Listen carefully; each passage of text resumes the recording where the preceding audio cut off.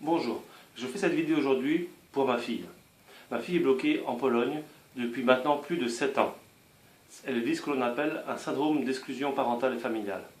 Le syndrome d'exclusion parentale et familiale, c'est quand un des parents fait de l'enfant non pas un enfant, c'est-à-dire un être sensible, en construction, en devenir, mais un objet. Un objet de plaisir narcissique pour lui-même, un objet de pouvoir et de nuisance pour faire du mal à l'autre. Ma fille est bloquée en Pologne depuis plus de 7 ans. Quand elle avait 1 an et demi, sa mère est partie avec elle en Pologne, parce que sa mère est polonaise, et depuis, elle n'a pas revu la France. Au tout début, j'ai essayé de trouver une solution amiable avec la mère. Je n'étais pas d'accord pour ce départ en Pologne, ça devait être des vacances. La mère devait revenir en France avec moi après ce départ. Arrivé là-bas, elle m'a dit, on reste ici, on ne bouge plus, on s'installe ici. Je lui ai dit, écoute, je ne suis pas d'accord. En plus, moi, à l'époque, j'avais un travail, elle n'en avait pas. Et s'installer en Pologne, ça veut dire perdre mon travail, avec une enfant à charge. Voilà. Et puis, il n'y avait pas eu de discussion, c'était le fait accompli. Donc j'ai refusé ce fait accompli. Notre relation déjà avec la mère était très conflictuelle à ce moment-là. Il y avait des signes avant-coureurs que peut-être je n'ai pas vus, des ruptures, des réconciliations, des ruptures, voilà. J'ai été mis devant ce fait accompli. J'ai essayé malgré tout de trouver des solutions amiables avec la mère. Je lui ai envoyé une proposition pour avoir quand même des vacances seules avec ma fille en France. La réaction de la mère a été d'engager des procédures en justice en Pologne pour définir le domicile principal de l'enfant. La procédure a duré pendant 1 an. Pendant toute cette procédure, la mère m'a accusé d'avoir frappé mon enfant, ce qui est totalement faux. Je n'ai jamais frappé mon enfant. D'ailleurs, plus largement, je n'ai jamais frappé personne dans ma vie. J'ai eu cette chance-là. Voilà. Après la première instance, le procédure de première instance, le domicile a été défini auprès de la mère. À ce moment-là, j'essayais encore de sauver ce que je pensais être notre couple et ce que je pensais être notre famille. J'ai proposé à la mère de venir en France, seule, en laissant notre fille auprès de ses grands-parents en Pologne, pour faire un point, pour savoir où on en était. Elle est venue en France, elle s'est réconciliée avec moi, en me disant, ok, je viens me réinstaller en France, on va chercher un appartement qui me plaît mieux, on va s'installer ensemble avec l'enfant, avec Anaïs, notre fille. Bon, je n'ai pas fait appel. Dès que la période pour ne pas faire appel était terminée, elle m'a dit, je reste en Pologne. Donc cette réconciliation était une réconciliation stratégique. Voilà. J'ai malgré tout essayé de trouver des solutions encore amiables avec elle pour obtenir des vacances en France. Là, je n'ai malheureusement rien pu obtenir et j'ai engagé une procédure pour définir les modalités de contact entre ma fille et moi. Quand on part en justice, on se dit que on a des droits et que ces droits vont être défendus par la justice et appliqués. Malheureusement, on part rapidement de déconvenu en déconvenu. J'ai donc engagé une procédure pour obtenir des vacances en France avec ma fille. Le tribunal, pendant toute la procédure, a entendu le discours de la mère qui disait que je ne m'occupais pas de mon enfant, que je ne m'étais jamais occupé d'elle, que j'étais violent avec elle, que j'étais instable, que des choses totalement fausses.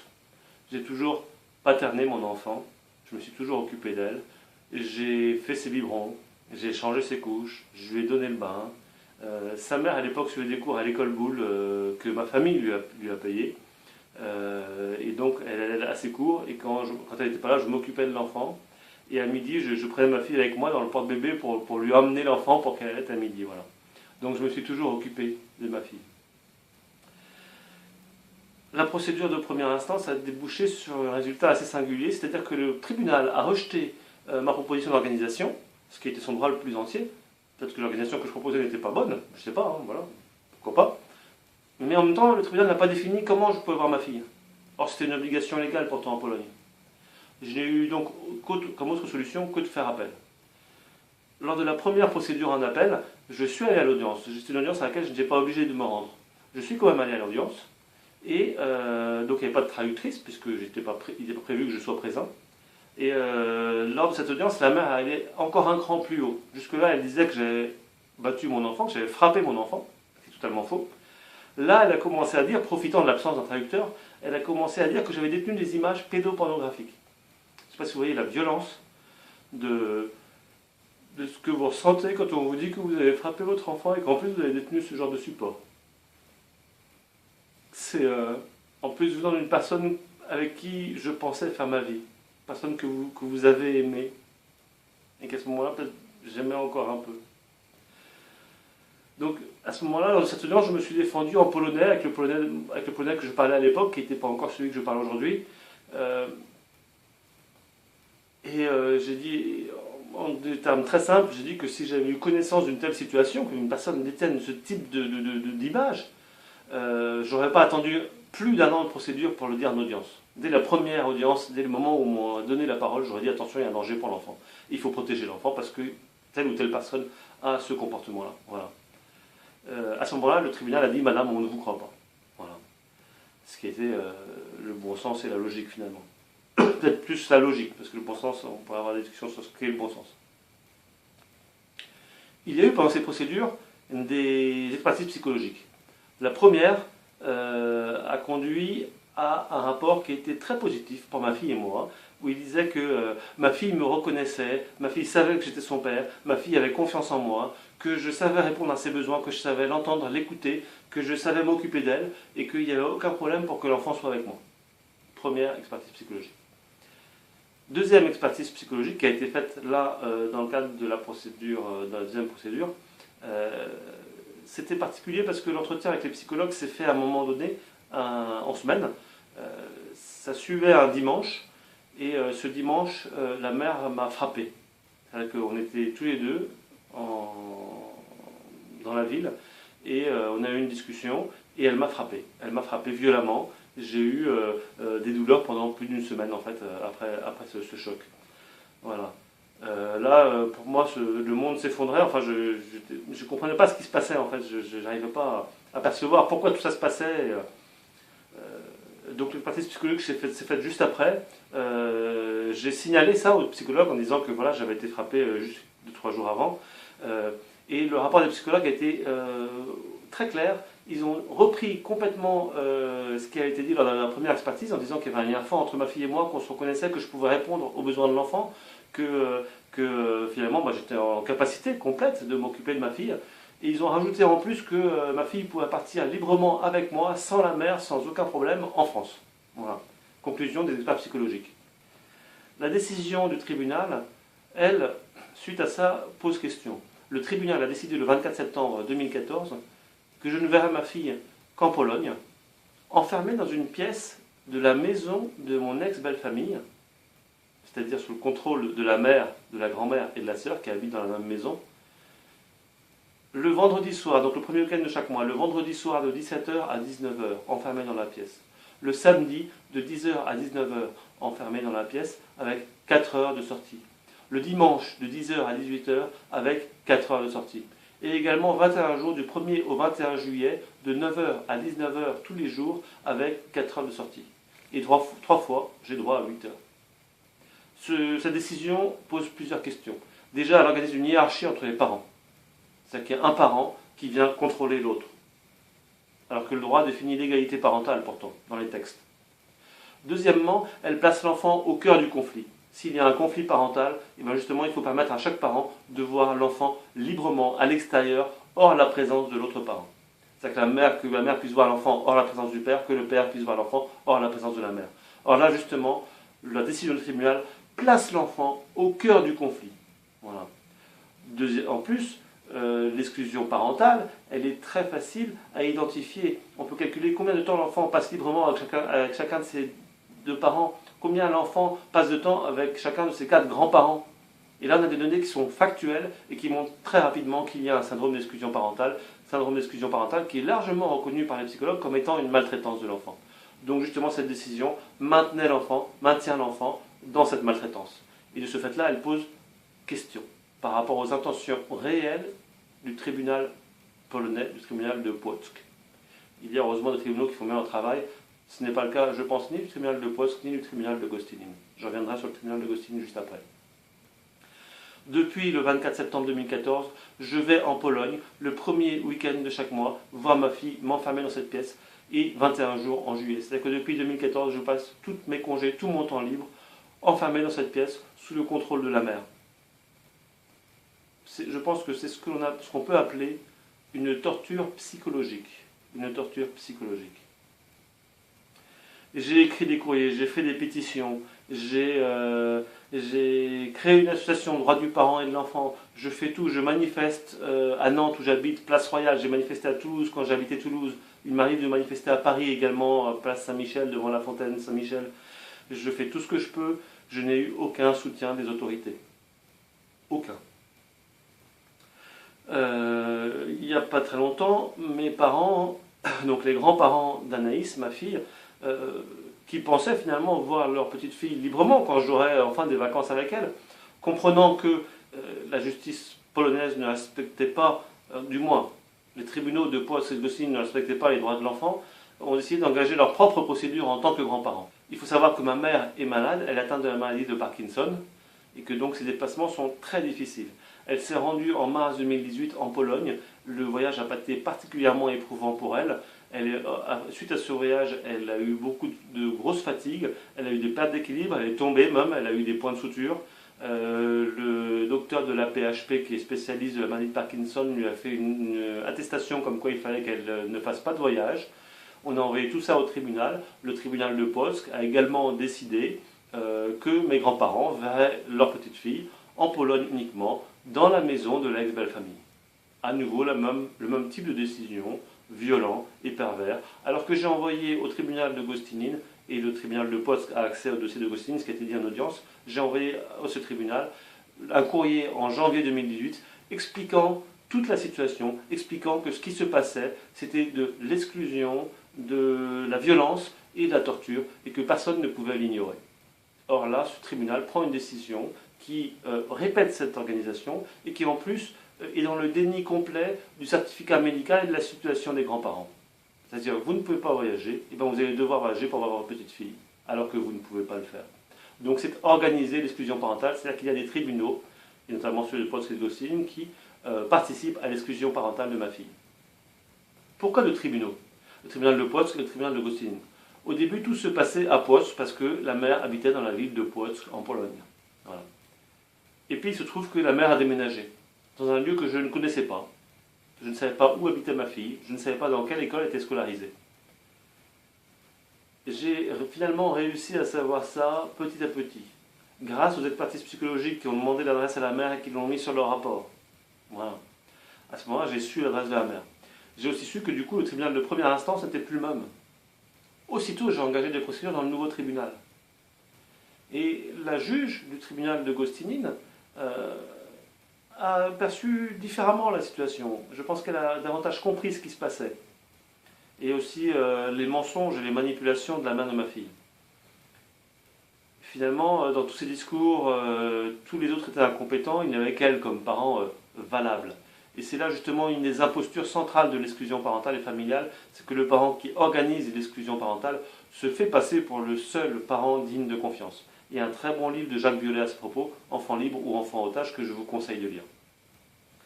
La juge a compris un petit peu la situation et a décidé que ma fille et moi allions avoir 4 jours librement en Pologne. Et la mère a accepté cette idée en audience. Déjà, c'était fantastique. J'allais pouvoir enfin coucher ma fille le soir, lui raconter une histoire simplement, la réveiller le matin, le petit déjeuner ensemble, enfin des choses simples simplement. La mère qui a accepté cette organisation en audience a refusé de l'appliquer. 15 jours après, on avait une nouvelle audience au tribunal de Gostynin. La juge, constatant cela, a décidé qu'il y aurait 15 jours de vacances accordés à ma fille et à moi en France, sans la présence de la mère, en menaçant la mère d'une amende de 800 zlotys si elle ne respectait pas ses vacances, c'est-à-dire à peu près 200 €. Le jour venu, la mère de ma fille a refusé d'appliquer la décision. J'ai parlementé avec elle pendant 3 longues heures. Je n'ai rien obtenu. Au bout d'un moment, je l'ai informé que j'allais à la police pour faire appliquer la décision du tribunal.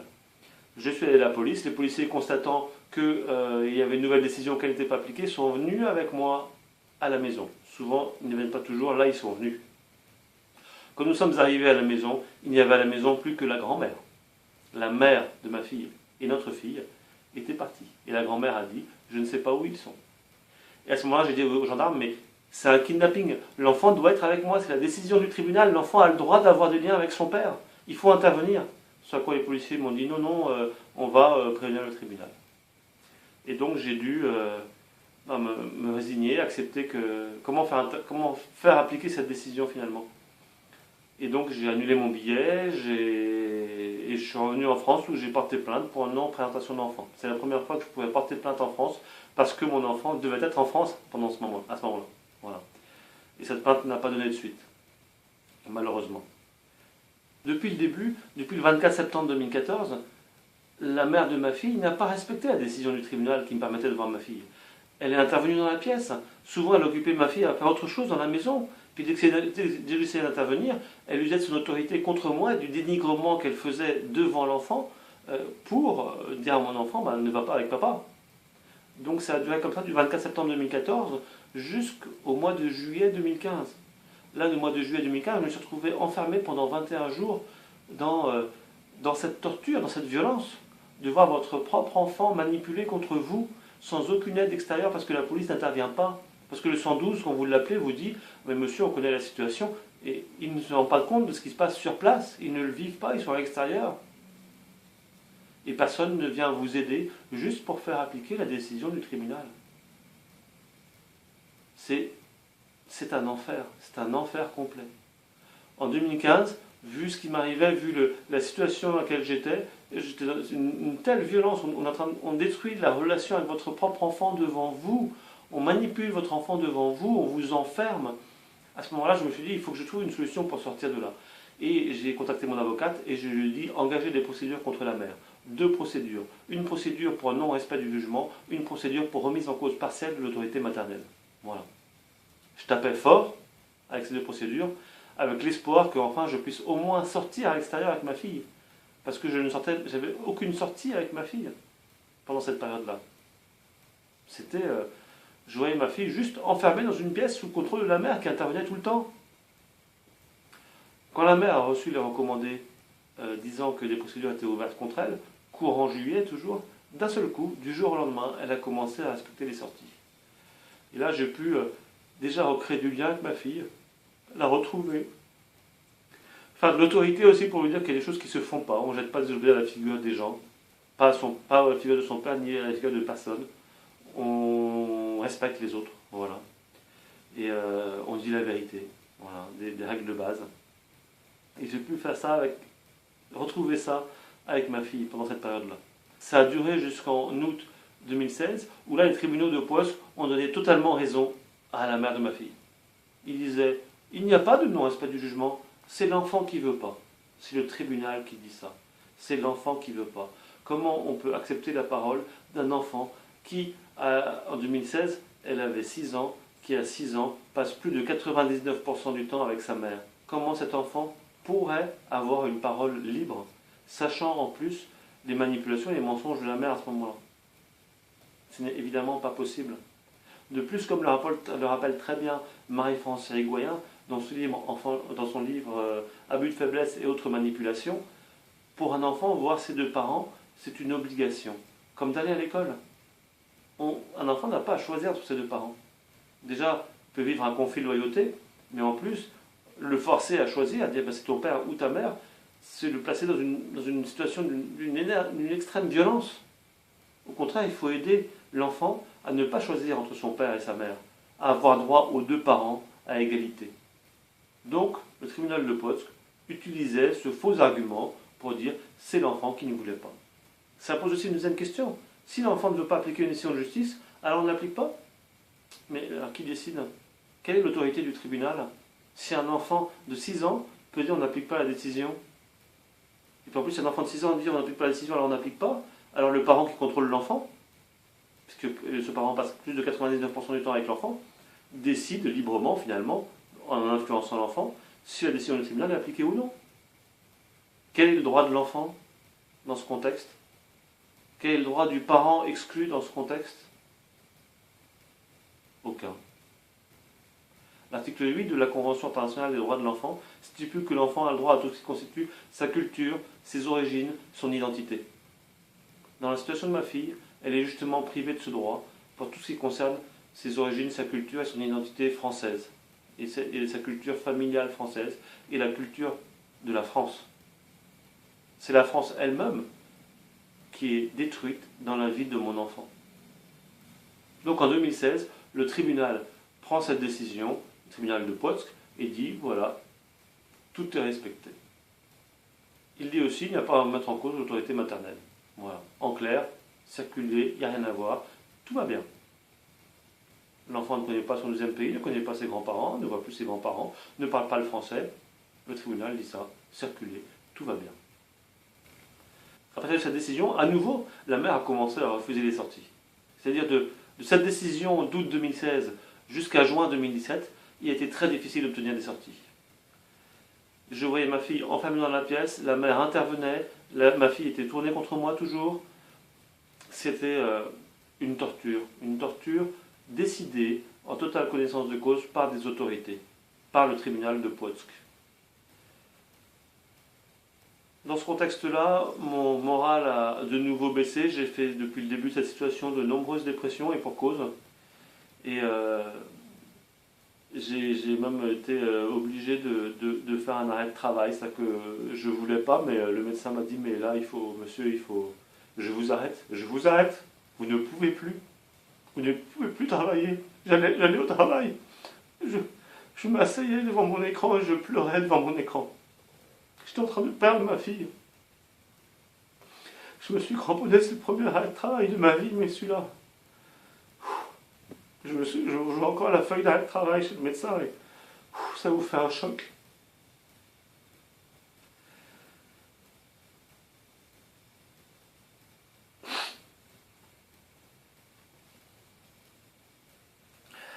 Là, en juin 2017, la même juge de Gostinine, qui comprenait assez bien la situation, a décidé de menacer la mère de 50 € d'amende par sortie refusée. Et à partir de ce moment-là, on a retrouvé ma fille et moi à nouveau des sorties. Pendant le mois de juillet qui a suivi, et jusqu'à maintenant en 2018. Il y a eu encore des refus, mais ils ont été plus rares. Et j'ai trouvé un petit peu ma fille dans ce contexte qui reste un contexte de grande violence et de torture. Sachant en plus que là, on est en juin 2018, et que je vais repartir pour 21 jours en juillet 2018, enfermé dans cette pièce. Que mes parents, les grands-parents de ma fille, sont privés de leur fille encore et toujours depuis 7 ans. On ne sait pas quand les gens partent. Peut-être que ma mère décédera dans 10 ans. Peut-être que ce sera dans 10 mois. On ne sait pas. Si ça arrivait rapidement, qu'est-ce que je dirais à ma fille? Tu n'as pas connu ta grand-mère? Parce que ta mère n'a pas voulu? Parce que les tribunaux polonais ont appuyé cette décision? Parce que les autorités françaises ont refusé d'intervenir? Parce qu'il est là aussi le problème, c'est que j'ai écrit au président de la République, M. François Hollande. J'ai écrit au président de la République, M. Emmanuel Macron. J'ai eu des réponses en courrier, mais aucune action. J'ai eu un contact auprès du Quai d'Orsay, par plusieurs biais, parce que j'avais écrit aussi au Quai d'Orsay, par le maire de Toulouse, M. Moudin, qui a transmis mon dossier au Quai d'Orsay également, et je l'en remercie. Je ne parle pas des étiquettes politiques, je parle des personnes, les personnes qui transmettent, qui font quelque chose. Et celles qui font quelque chose, je les en remercie. Mais j'ai eu un contact donc au Quai d'Orsay. Et ce qui m'a été dit, c'est monsieur, on ne peut pas intervenir. Monsieur, intervenir auprès de la Pologne, c'est porter atteinte à la souveraineté d'un État et à l'indépendance de la justice. Ce à quoi j'ai répondu à mon interlocuteur au Quai d'Orsay, vous vous rendez compte que vous êtes en train d'invoquer un aspect de droit dans une situation où le droit de mon enfant et le mien sont bafoués depuis des années. Depuis des années. Ça, c'est ce qu'on appelle en psychologie une pensée de bonne conscience. Une pensée pour mettre de côté le problème. Au contraire, la France pourrait intervenir. Pourrait dire, il y a une ressortissante française qui est née à Paris 14e, en France, d'un père français, qui est bloquée en Pologne depuis maintenant plus de 7 ans, sans aucun motif valable, qui est privée de la culture française, de la France, par les décisions qu'ils prennent, les tribunaux de Płock et de Gostinine sont en train de dire que la culture française, que la France même, est peut-être mauvaise pour les enfants, peut-être mauvaise pour ma fille. C'est un affront qui est fait à la culture française et à la France. Et l'État français laisse une ressortissante française mineure, sans aucune assistance, sans aide extérieure. Je pense qu'il serait normal que la France intervienne. Ma fille et moi avons le droit de passer du temps librement ici, en France. Vous savez, quand vous vivez une exclusion parentale comme celle-là, mais il y a aussi en France beaucoup de personnes, des millions de personnes qui vivent cette exclusion parentale, des enfants et des parents. Et dans les parents, il n'y a pas que des pères, il y a 90% des pères, mais aussi des mères, tous sont victimes. Quand vous vivez cela, votre vie devient un calvaire. Votre vie devient un calvaire parce que vous devez éviter certains lieux. Éviter les parcs publics, parce qu'il y a des enfants et que, au bout de quelques instants, vous vous dites « Ma fille devrait être là, ma fille pourrait être là ». Alors les gens ne comprennent pas pourquoi vous vous effondrez, pourquoi vous partez en pleurs. Alors que la situation semble joyeuse. Alors vous apprenez à éviter tout ça.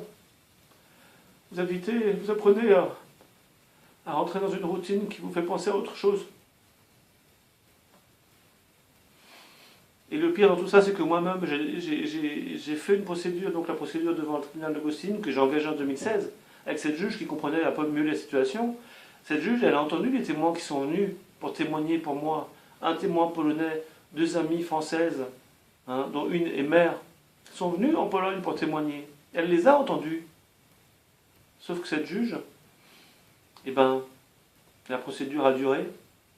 La décision qui a été prise pour cette procédure, elle a été prise en mars 2018, alors que la procédure avait commencé en juin 2016. Entre-temps, la juge en question, elle est partie à la retraite. Elle est partie à la retraite.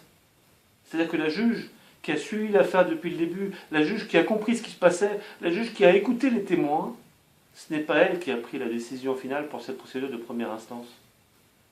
Le juge qui a pris la décision, il n'a vu que le dossier. Il n'a même pas entendu les témoins.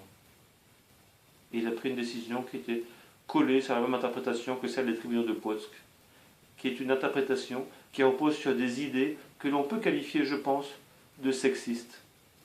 Des idées qui cantonnent la mère à son seul rôle de mère, dans la société en général, et dans la décision de la justice familiale en particulier, et qui cantonnent le père à son seul rôle de contributeur financier, dans la société en général, et dans la justice en particulier.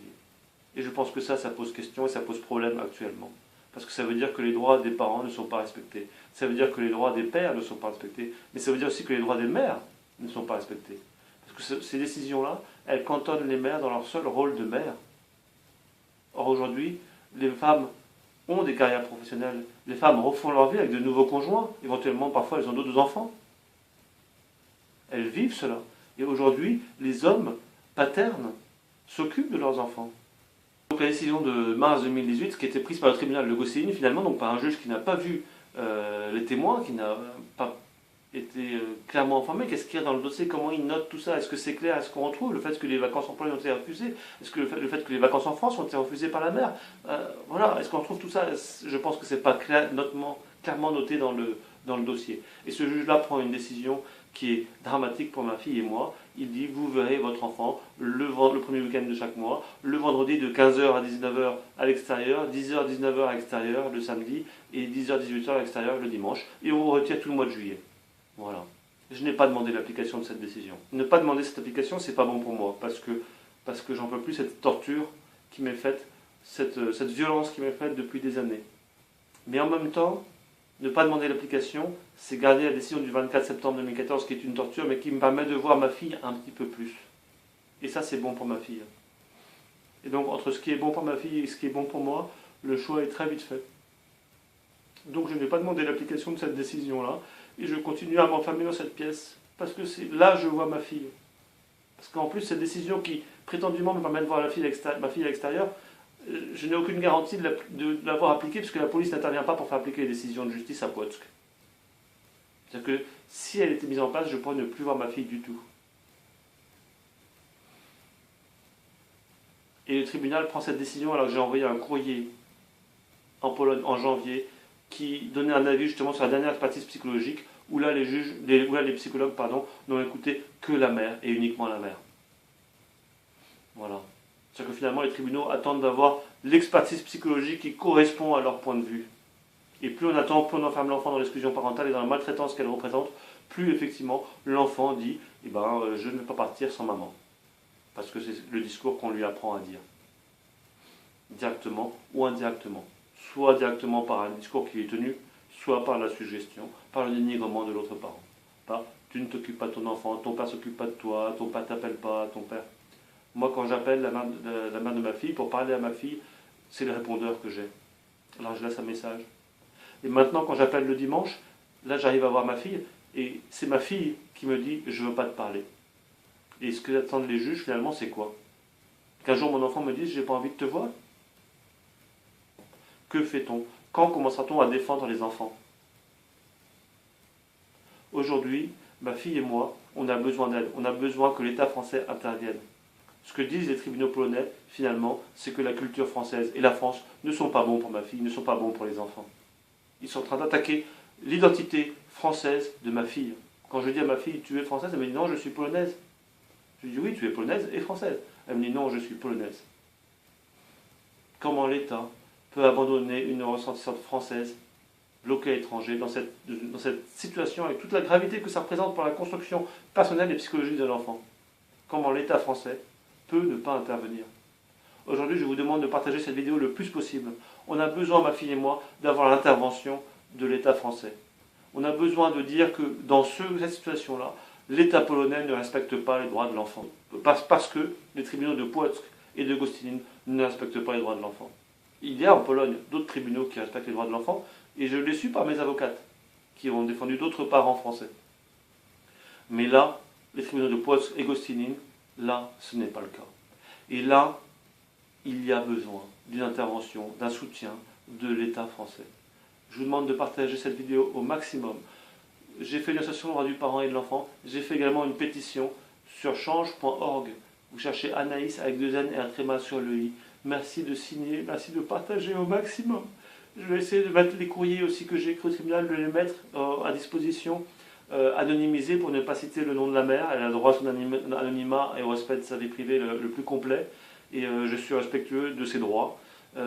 Voilà, je vais essayer de les traduire, pas les traduire, les anonymiser pour qu'ils soient accessibles, pour que vous voyez ce que j'écris au tribunal et ce que le tribunal sait. Voilà. On a besoin de votre soutien. Merci à vous, du fond du cœur.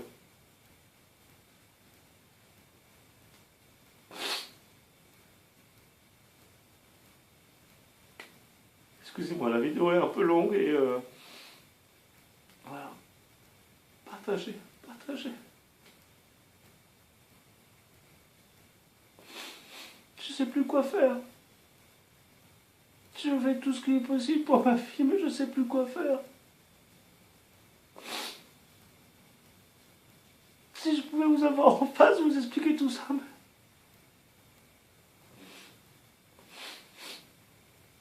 On n'imagine même pas comment des autorités peuvent à ce point faire du mal, en laissant faire, ou en participant comme le font les tribunaux de Płock et de Gostynin.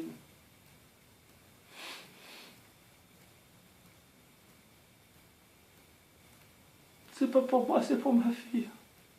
Elle a le droit de se promener à Paris, en Bretagne, en Provence, de connaître la France. Elle a le droit, normalement, sur le papier, elle a le droit.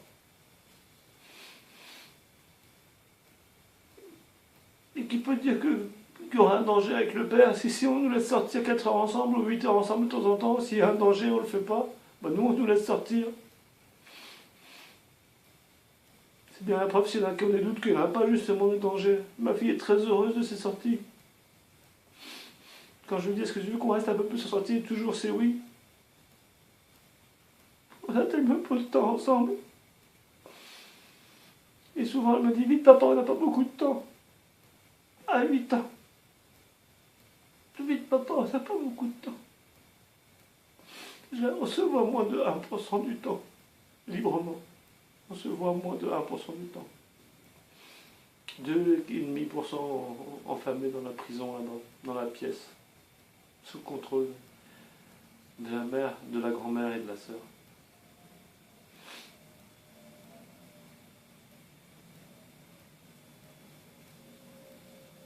Merci à vous. Si vous faites quelque chose, merci à vous.